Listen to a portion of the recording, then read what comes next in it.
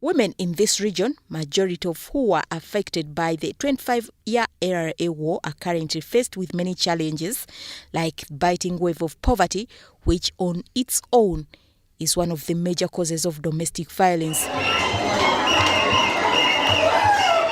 The women, many of whom have no jobs or any source of domestic financing, asked the Northern Uganda State Minister Rebecca Otengo to extend them some government agricultural programs.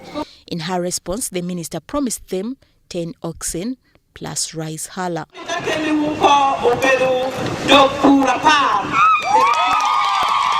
The women were tasked to be the ambassadors of peace in their families and neighborhood.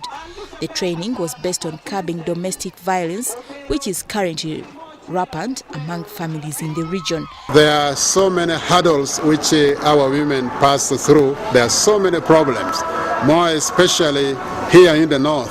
We know the impact of the war has affected the women so much, and among so many problems is the issue of poverty and also domestic violence. I've learned a lot about domestic violence and how each one has been charged with a task to go and be an agent of peace in her family. I had that art of reconciliation with my family members.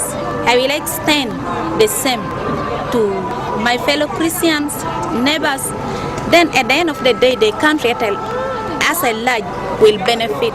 It will help me to control my home, my children, and to advise my husband how we can penetrate at our home. Ever since the LRA war in the north ended, much of the NGO projects and activities have been centered around rehabilitation and conflict resolution in a bid to help those affected by the war to get over the trauma.